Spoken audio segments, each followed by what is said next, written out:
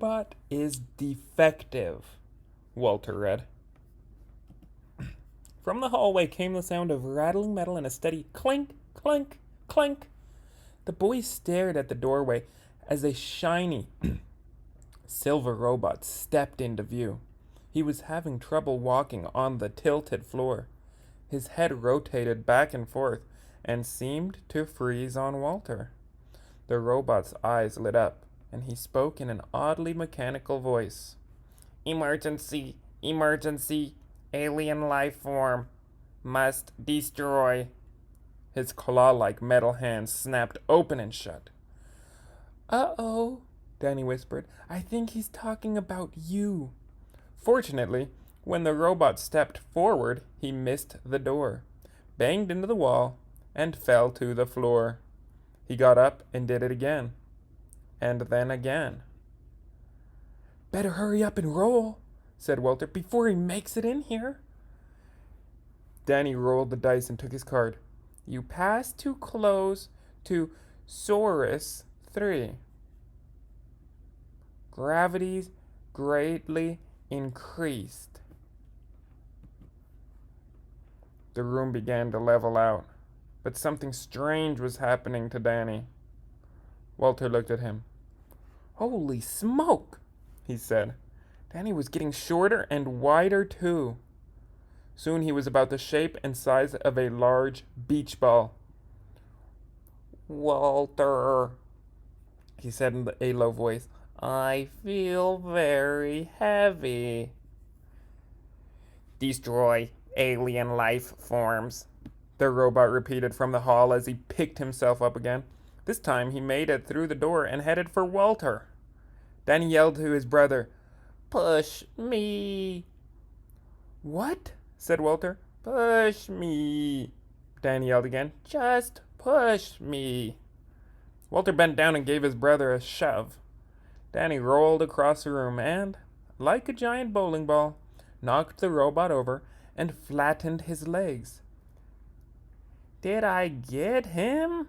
Asked Danny, who couldn't see because he'd rolled up against the wall and was upside down. Walter pushed him back to the game board. You sure did, he said, patting his brother's head. You were terrific. Walter picked up the dice and rolled. He took his card, and his hand trembled as he read. Zorgon pirate ship launches photon attack. Through the window, the boys saw a spaceship.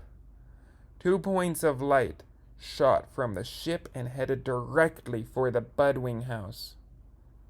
The first one hit the chimney and sent bricks falling into the fireplace. The second hit the upstairs bathroom. Water began dripping down from the hole in the ceiling. Walter handed the dice to Danny, who had a hard time lifting his short, heavy arm. He rolled, and as Walter moved his token for him, he slowly returned to his normal shape. A card popped out. Danny read it silently. This is bad, he said. Zorgon pirate boards your vessel. The room shook as the spaceship banged up against the house. The boys heard footsteps on the roof. Through the opening in the ceiling, they saw someone or something climb through the hole in the roof and enter the room above them. Danny and Walter moved to the hallway. Standing behind the flattened robot, they held each other, too terrified to move. A humming sound came from their feet. They looked down and saw the robot's eyes light up. He lifted his head, fixed his eyes on the hole in the ceiling, and spoke.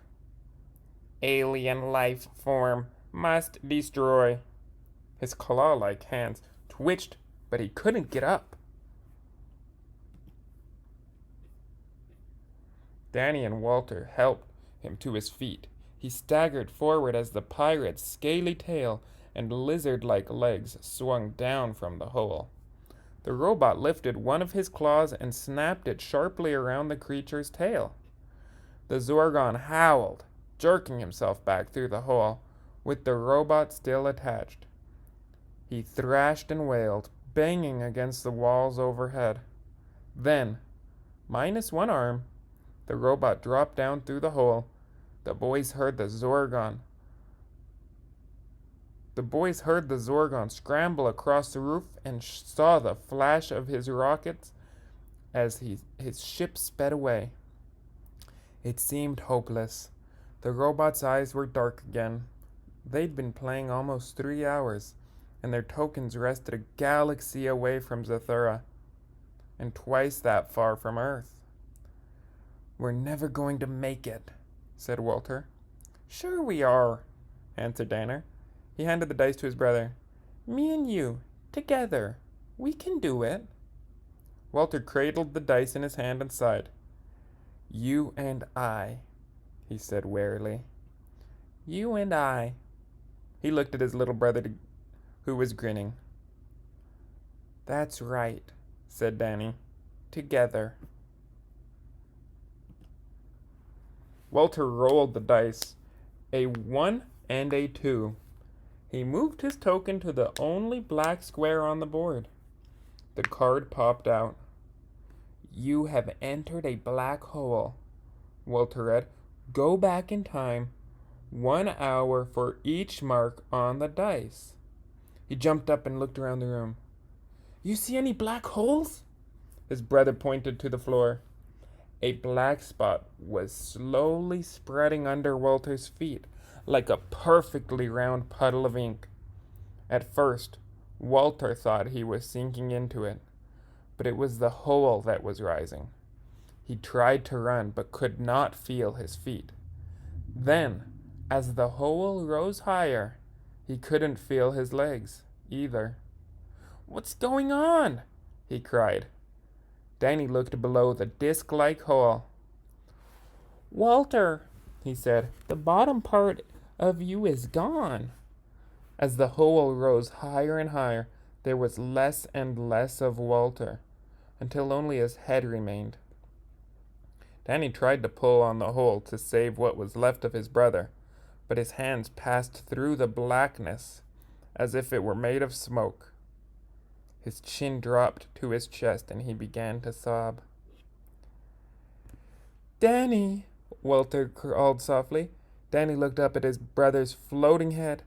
"Danny," he began, "I never told you this, but I—" And that was all he got to say, because the hole kept rising, past his mouth, his nose, and finally, right over the top of his head. Walter was completely swallowed up, floating in empty darkness. He closed his eyes as he began to spin, plunging head over heels through pitch-black space. Then, thud! He landed hard on his knees. There was something in his arm, something wiggling around. He opened his eyes and found himself back in the park by his house. He had an arm wrapped tightly around Danny's neck and a hand gripping the boy's nose. "I'm telling!" Danny squealed. Walter let go and fell back on the grass. He was dizzy. Very dizzy. Danny jumped up and started to run, but stopped. "Hey," he said, "what's that?" He went to a tree and picked up a box resting against the trunk. He held the box out to Walter. "Look," he said, "it's some kind of game." Walter grabbed it. "Hey, give it back," said Danny. His big brother got to his feet. "You don't want to play this," he said. "Trust me, I tried it once." He went over to a trash can and jammed the box deep inside. "Come on," he said. "I've got a better idea. Let's go play catch." Danny smiled. "You mean together, me and you?" Walter put his arms around his brother. "Yeah, that's right," he said. "Me and you, together."